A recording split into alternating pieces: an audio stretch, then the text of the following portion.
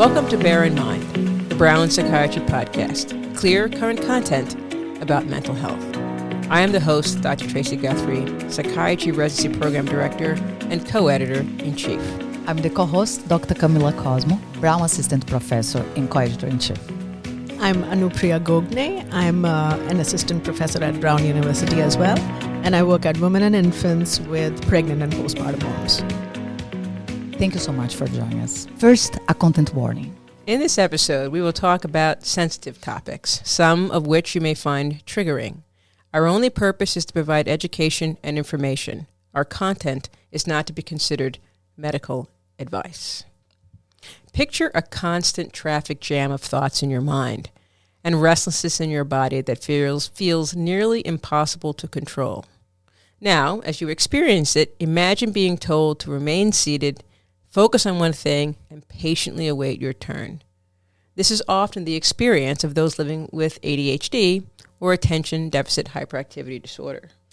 ADHD is a biological disorder and affects the ability to pay attention, control impulse, and stay still. Patients often find it difficult to concentrate on tasks, follow through with their responsibilities, or think before they act. And from an outside perspective, people with ADHD might seem restless or full of energy and can appear to zone out when they are expected to concentrate. So as you can imagine, this can dramatically impact the person's quality of life, particularly at work and in school, in relationships. However, with timely diagnosis and proper treatment and steadfast support, individuals with ADHD can often achieve a reduction in these symptoms, learn strategies to manage their challenges, and live very successful lives. And today we are glad to welcome Dr. Gogne, a psychiatrist at Women and Infants Hospital and Assistant Professor of Psychiatry and Human Behavior at Brown. She is currently writing a book about ADHD, and it's here to help us understand this complex condition. So welcome, Dr. Gogne. It's great to have you. Great to be here. Thank you. So what is ADHD, and how can we differentiate it from regular distractions? So ADHD is a brain condition, a condition of the brain where certain aspects of the brain functioning are affected, like ability to focus for long periods, ability to stay still, ability to manage our mood, our anger, irritability, ability to just function day to day. It's stuff that seems common sense to most people, but flows smoothly for most people, but not for the person with ADHD. So, it's a very treatable condition of the brain. Mm-hmm. And what steps can people take to find out whether they have ADHD and start treatment? So the first thing people can do is talk to their primary care doctor if they are suspecting that they might have ADHD, whether it is a child or an adult, and they can be referred to a psychologist. And a special type of psychologist, a neuropsychologist. And, they'll do something called as neuropsychological testing, which is basically just a test, nothing invasive, no injections, no procedure. You just go and they will ask you some questions. They will give you some interesting things to do, tasks to do. And then they will tell you how your brain functions, basically. Mm-hmm. And is this test required for the diagnosis? Not at all. It is not a requirement. In fact, in adults, it might not be helpful every time to do it, but it can be helpful to clarify diagnosis because it can overlap with many other psychiatric illnesses. So in those cases, it might be helpful. And could you clarify how this test works? Is it a paper and pencil? Could you tell a little bit about what we could expect of that? So usually how it starts is like an interview. It's a process over a few visits with the psychologist. They will ask you about your mood, about your day-to-day functioning. And then based on what difficulties you're having, they will give you certain tests where which will test your memory. Some of them will test your memory. Some of them will test your ability to stay focused. For example, they might tell you a story and then test your recall, tell you to repeat it after some time. And they will give you scores based on how you do. And that basically just tells us, okay, all these different parts of the brain are functioning in a certain way. And these are your strong points and these are your areas of weakness maybe. And based on that, we can structure treatment. Thank you. And are there different types of ADHD? Yes. So, I think over the years, there's been different classifications of ADHD. According to the DSM, there is the hyperactive impulsive type, there is the inattentive type, and then there is the combined type.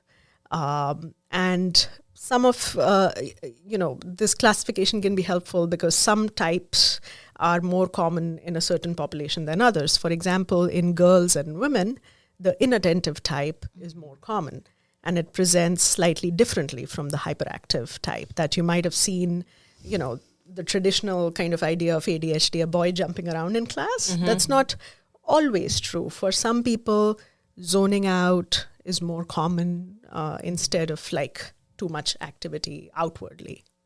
Mm-hmm. And how does ADHD impact a person's daily life, relationships, and overall well-being? It can affect a person a lot. It can be really disabling if it is not treated, right? So on one hand, I believe, it's not a defective brain. It's a different brain if we think about neurodiversity. But on the other hand, if we don't help this person with regulating their mood, with maintaining focus, really day-to-day things that seem trivial to us can become very difficult, like paying bills on time, driving somewhere safely, being on time for appointments, just adulting. Adulting can be very hard if it is not treated. So a lot of people still think that ADHD is something only young boys get and eventually grow out of. And what would you say to them? So I would give them some updated data. There's been more research in the past couple of decades where we now know that more than this group of people can be affected. Firstly, adults can be diagnosed for the first time. It doesn't mean that it started in adulthood. It just means that it was diagnosed later on. Also, we now know that it presents differently in girls and women. Mm-hmm. And now there's all this new data about how it presents in girls and women. So it's not limited to boys anymore. And it's not just a childhood illness anymore. We know that diagnosing adults with ADHD can be a challenge. So what is the most common presentation? And you mentioned about people presenting symptoms since the childhood, but could it be the case that some of them were able to develop coping mechanisms and over time they wear off? So could you talk a little bit about the most common presentation, also the challenge and why it's so hard to diagnose adults with ADHD? Absolutely. So I'll start with the last question first.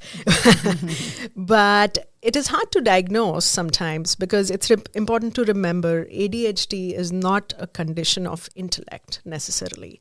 If it's there by itself, it's a problem of performance. So mostly people know what to do, but they cannot, for some reason, they cannot just do it. So it's a disorder of performance, right?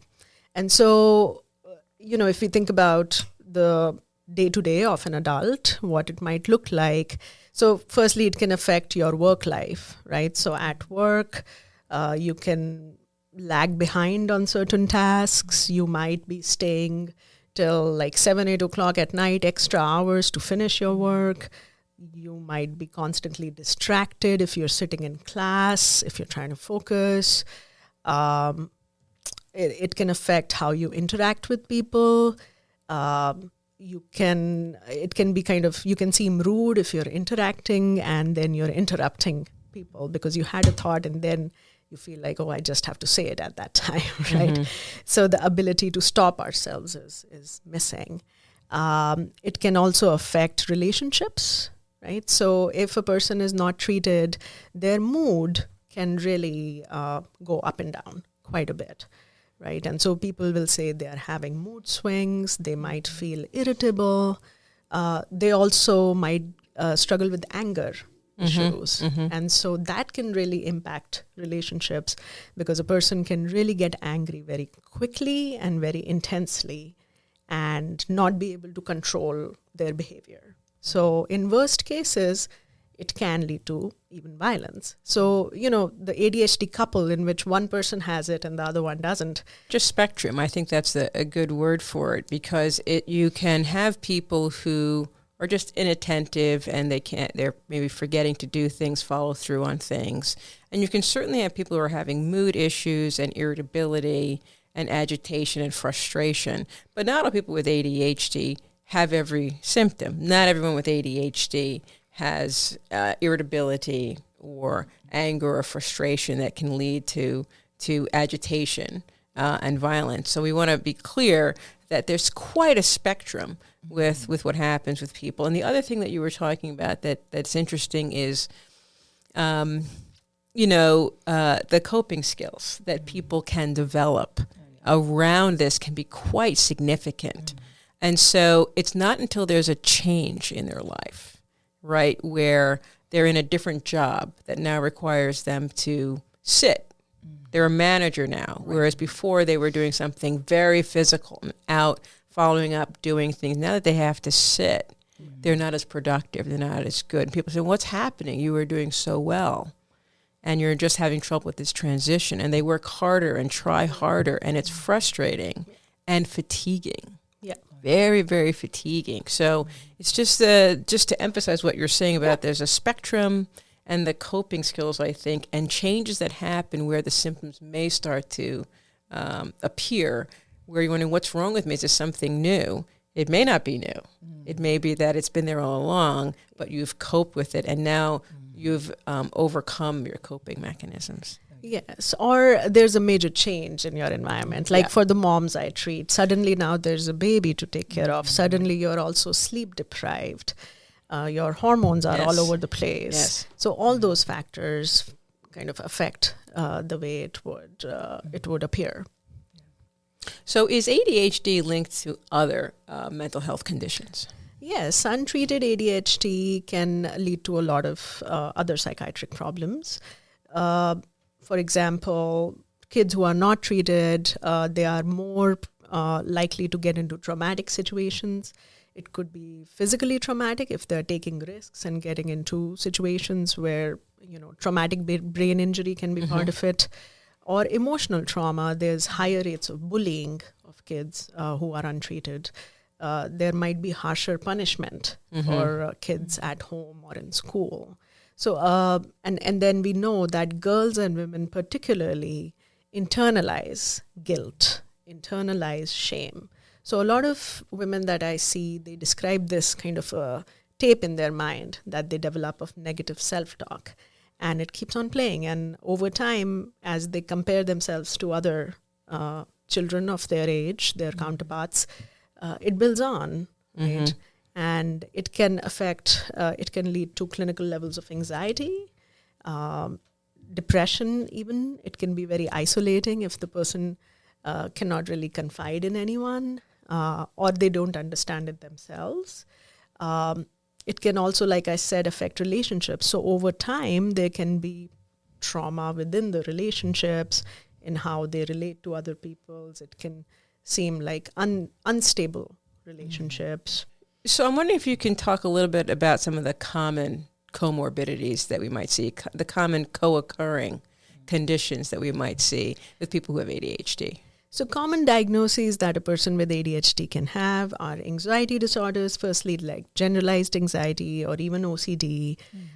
They can have mood illnesses like depression can happen, but even bipolar disorder can be comorbid with ADHD. Like I said, exposure to trauma is there, so people can develop PTSD over time. People can also develop, if this happens when their personality is forming, they can develop personality disorders like borderline personality.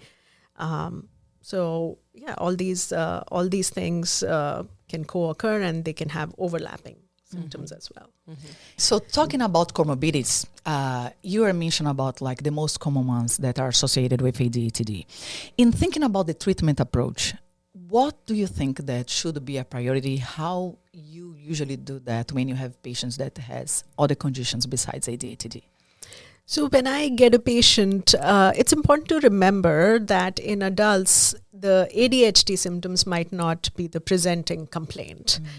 It might be anxiety that they are having secondary to these untreated symptoms. They might be depressed. In fact, a lot of adult women that I see, they present with anxiety or depression first, or relationship instability or mood instability. And so first, it's important to evaluate fully, do a full evaluation. We do our own evaluation, which is a full psychiatric evaluation, ask some questions which are more kind of medical history and their day-to-day functioning and psychiatric symptoms. If I'm not sure about the diagnosis, then I might refer them for neuropsychological testing. Or if they've had like a major head injury or something that I feel like might have affected them, then I might refer them for particular pinpointing where they're having a problem exactly. I see. And then, treatment doesn't necessarily have to wait for the testing report to come back because it can take a couple of months. But treatment is medications as well as forms of psychotherapy, ADHD coaching. There are so many resources available now, so many gadgets, so many apps, so much support for people with ADHD that medication is only part of the treatment. But there is a lot that we can do in addition to medication that will help. And actually, it's evidence-based, like mindfulness or CBT. These treatments have evidence in ADHD as well. So are there particular apps that you have that patients have told you have been very helpful? So one app in particular that I have read about, and it's on the attitudemagazine.com website, which is an extremely helpful resource, both for children and adults. It's called Inflow. Okay. Talking about treatment, I know that you just mentioned some options, but could you talk a little bit more about what kind of treatments are available for ADHD and how effective are they? So there's many treatments available for ADHD. When I think about, so they can be medication management and types of psychotherapy, like I just mentioned. When we think of medications, we have non-stimulant medications and we have stimulant medications. Non-stimulant are medications, common ones are Wellbutrin, Strattera, atomoxetine, which are basically non-addictive and effective for, and all of them act kind of in similar ways but intricate differences. And then there's stimulants, which is the Adderall amphetamine class and the methylphenidate class. And then there's different brand names and different formulations within that. So really depending on what tasks the person has difficulty with, what time of the day is the most challenging. Like for my moms, the moms I treat, like the dinner time is particularly difficult when their kids are back from school. They have way too much energy. They have to focus on cooking. And so that time they really, really have trouble with distractibility. And so it can be helpful. I tell them to take it like half an hour before the kids get home. But for a person managing stuff in an office, it could be something completely different. And so we can also teach people how to use the stimulant medications. They don't have to take it every day. And that is a way also to reduce the chances that they might get dependent on it. So yeah, the timing can be really individualized for these medications. Are there certain side effects, particularly of the stimulant class, since that's got sort of the same sort of profile? The other medications have very different profiles. But for the stimulant class, are there side effects that you look for and you warn patients about? So stimulants are activating medications firstly, right? So one thing that can happen is people can sometimes feel more anxious. They can feel more irritable. So like the mood can get activated a little bit too much. They can disturb sleep. So sleep disturbances can be part of ADHD symptoms, but if the person takes the stimulant too late in the day, in the evening, they won't be able to sleep, right? And then it won't be helpful. They can reduce appetite. So some stimulants are used for actually weight loss, but if they are overused, the person can really lose a lot of weight, which is a state of malnutrition we don't want. Cardiovascular effects like high blood pressure, risk of high blood pressure, palpitations, if someone has any kind of arrhythmia or any kind of heart disease, that can get worse if it's not controlled. But I do want to say that these medications can be used safely if the primary problem is properly treated. Right. Then usually it does not get worse. It's only when the other condition is also active and we go ahead with a high dose of a stimulant, then it's likely to get worse. And I think, I want to know your opinion, I think the same is true for the concern about addiction. If this medication is changing your life for the better, you respect the medication, take it as prescribed, and just what is your experience in prescribing medications for people with ADHD and their risk of becoming addicted to this medication? What's your experience with that clinically? So actually, I have experience with dual diagnosis patients, which means that patients who once had a history of a substance use disorder. And what we know is that actually if ADHD is appropriately treated in childhood, it really reduces the chances of developing addictions later on. Mm-hmm. Like children who are not medicated might get addicted to cocaine because in part they are self-medicating. Or if they're like feeling anxious, they might go for downers like alcohol or opioids. So one thing is early treatment, early intervention with or without medication can prevent those things from happening. And if the stimulants are, yes, they are chemicals that can get addictive, but if we provide education to the person before we prescribe them, if we teach them how to use them, that they feel comfortable taking like gaps, 1 or 2 days in a week. They feel comfortable with long-acting formulations of drugs. We make it clear that they take it as prescribed. Then the risk of dependence is not that high. Mm-hmm. It mostly happens in my experience where the person is relying only on the stimulant. Right. They're taking higher and higher doses. So like asking for early refills a lot of the times, right? If it happens once, that can happen to anyone, like they lost a bottle or something. But if it happens repeatedly, then we are concerned. Right. If they appear to be like really jittery, I've had patients who've come in and they were like, I could see that they're very, very jittery. Mm-hmm. And so then you wonder what's going on. Right? Mm-hmm. Go ahead.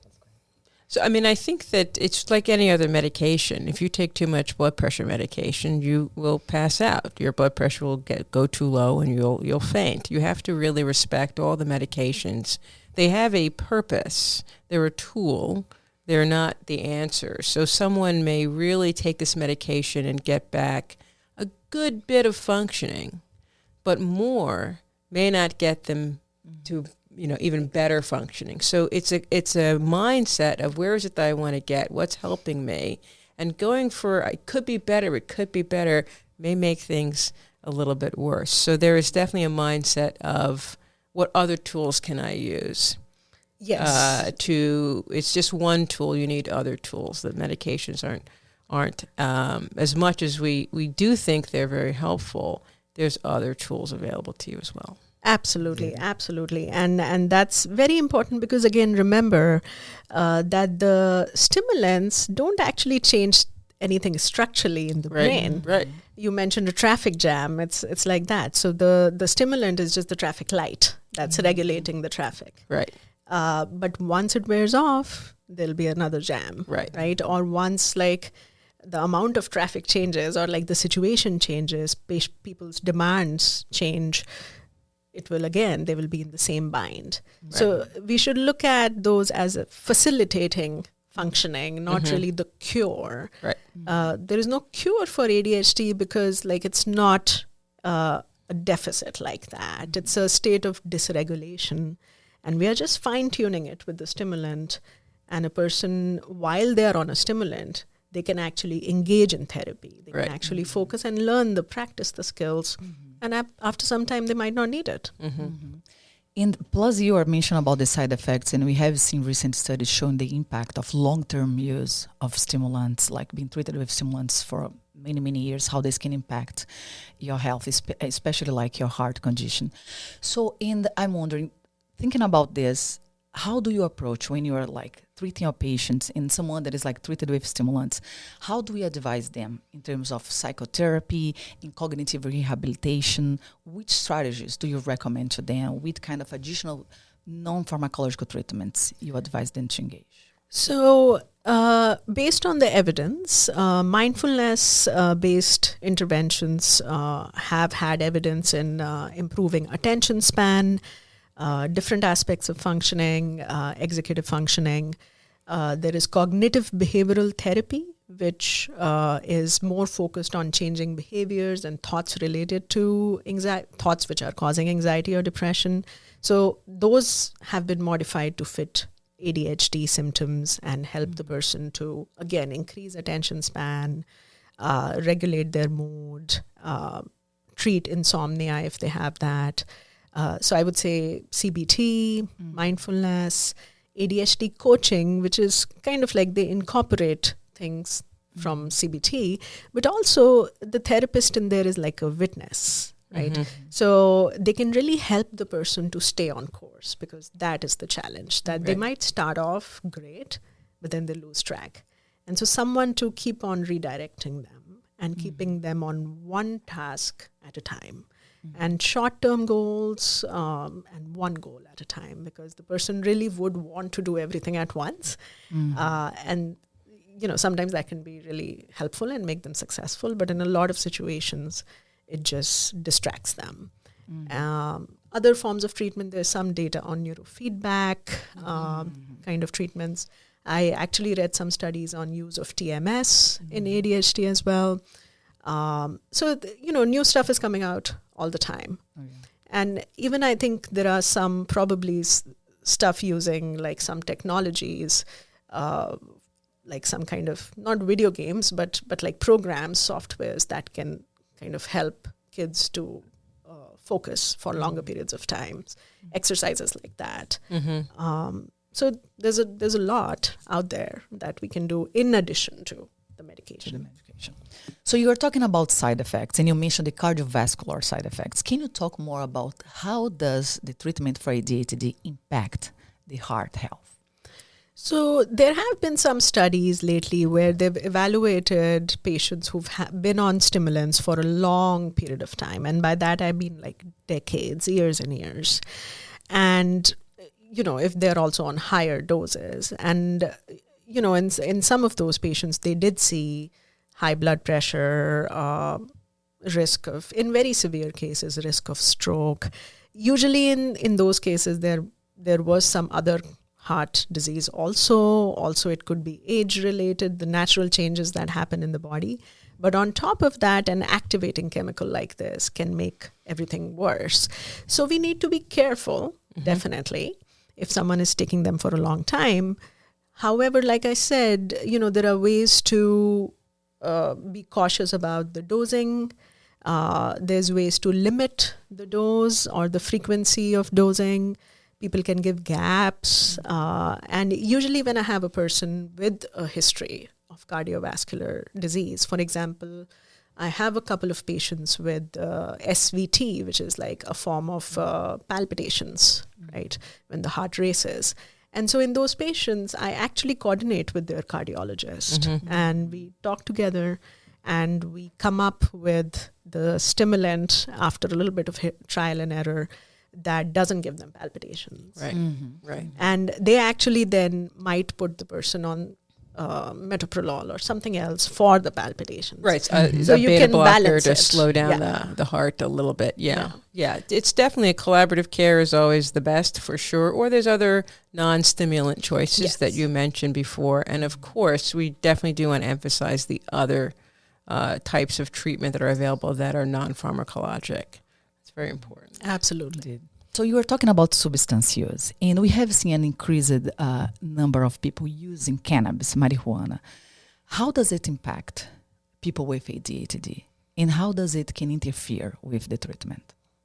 When that happens, it's a little bit of a problem because marijuana, from the latest data, we see that it can actually worsen long-term anxiety. It can worsen things like motivation. And low motivation might already be something a person with ADHD struggles with. So there are aspects of ADHD that can get worse with marijuana. So it's counterproductive. I will often talk to patients that it's not about legality or any kind of moral discussion. From a scientific perspective, the data says that marijuana doesn't help psychiatric conditions. It might make them worse. And it also, clouds the diagnostic picture. Then you're not sure if it is the mood change or the lack of concentration is because of the marijuana use, or the person already had it and it got worse with the marijuana use. So the main thing is that, it can worsen psychiatric conditions. And secondly, I also tell patients that even if it is prescribed for pain or something else, like a medical marijuana card, and they're going to a dispensary to get the marijuana, that is safer than street marijuana, of course.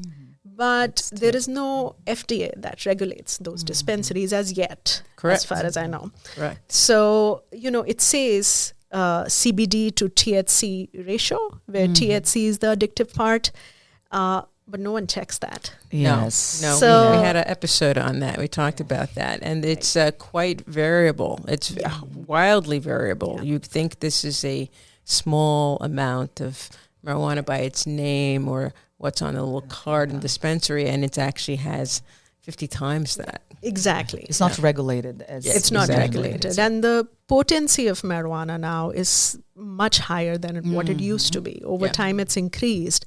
There's also synthetic marijuana, which can be dangerous for the organs. There's also substances that it is laced with sometimes. Right. So it's a safety issue. It's not that sometimes patients ask me, hey, is your Zoloft any safer? Like, isn't that a chemical also? And a chemical you have made in a lab. This is a plant. This is an herbal thing, natural. The answer is that, yes, it is synthetic, Zoloft or any antidepressant, but we've studied it extensively and it has not shown to do any harm to the brain or make anything worse in terms of psychiatric illnesses. Because there are things that medical marijuana has indications for, like pain. But for our illnesses, it doesn't have that evidence.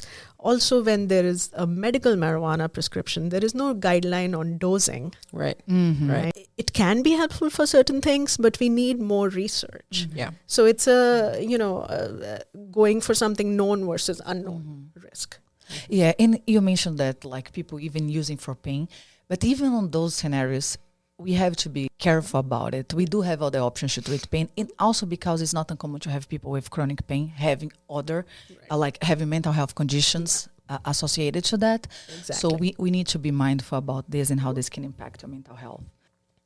So, we've talked about this. Again, I keep coming back to the term spectrum. There's a spectrum of ways this can present, ADHD can present in someone's life in time when it affects you. The medications that we can use are a spectrum. So there's a lot of different things to consider. But let's talk to parents for a second, because this is often in front of parents. A lot of times they'll get a call from a teacher.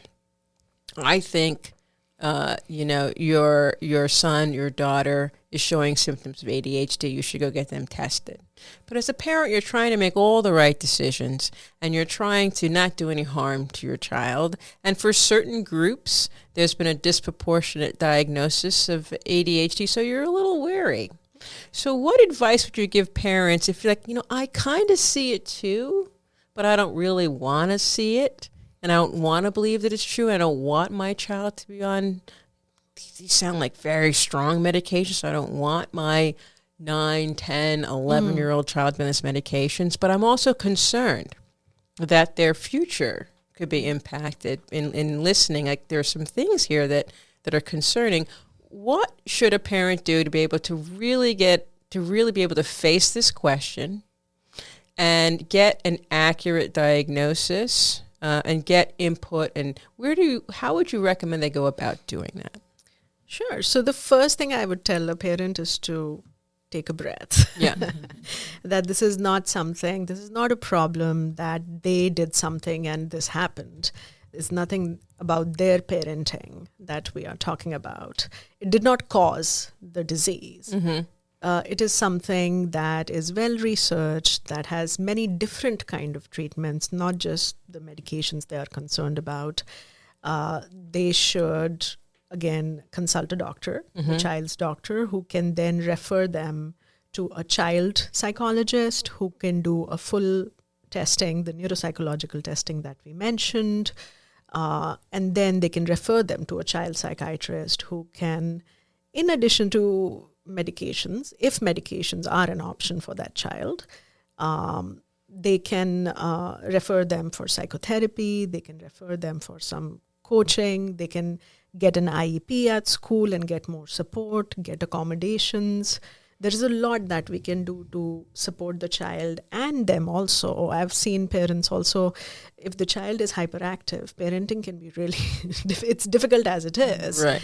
So there is help and resources for the parents also to take care of themselves and to know how best they can get their child's attention. Right. And help them to study and behavior-wise help them to behave at home and school. And you know, we're talking about the IEP is the individualized education plan that schools are required to do if there's something that's identified. But I think the other thing that can come out of this that we didn't talk about is it may not be ADHD at all. You alluded to it earlier. There could be other things. You could have a different type of reading disability, like a dyslexia. That can cause people to withdraw, act out in class because they can't really read in the same way other kids read, and that could be addressed. Absolutely, and that can be once you know that that's happening. But it's very difficult for 8, 9, 10-year-olds to say, like, I see words different than you because they don't know. This is the only way that they see words. So there's lots of different things that could come about. So just to encourage parents to treat this like any other presentation that's going to happen in your child's life, to get the best advice that you can, make the best decision that you can, and know that it can affect not only the now but the future. Yeah, I think that is especially important to remember, that we know that children who are treated and their symptoms are well controlled throughout childhood, they can really achieve a lot as they grow up, and we can really prevent a lot of anxiety, depression, and all these other problems, substance use. And they're usually, like I said, it's not a problem of intellect, so they're extremely bright. They can actually then use their strengths and make you proud. So, so it can be really helpful in the long run. Yeah. Mm-hmm. And we have seen an increased number of people being diagnosed with ADHD. And I'm wondering, do you think that this could be explained by like a reality of like we have more people affected by the condition? Or are we overdiagnosing? Are people having like more access to information, being more educated by this, and as a consequence they are recognize the symptoms? Or this is a result of like more accurate diagnosing tools? What is your opinion about that? Why we are seeing this increased number? I think that both things you said has an element of truth in it. That I think that there were periods of time in history in the United States that, you know, some groups might have been diagnosed more, or education reform or some policies affected ADHD diagnosis and treatment and policies in schools. And still there's a lot of controversy about, is it a real disease or not? Is it just something like in your mind? Are you just lazy? You don't want to do certain things? But ADHD would be more than that. I think that it would be misdiagnosed if someone is not taking, if the clinicians are not taking enough time to really explore everything else and rule out everything else. Because, I mean, not everything is ADHD. You know, in today's world, with so much competition, the fast pace of life, we are all running, right? Mm-hmm. And to some extent, the ADHD brain can be helpful to survive in this fast-paced world. On the other hand, not everyone who is having, not every kid or not every adult who's having trouble with focus and concentration has ADHD. They might be sleep deprived. Right. They might be...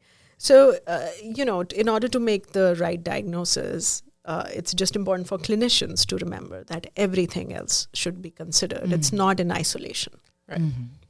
Are there any helpful resources in the community or schools or even online that you'd recommend locally and nationally?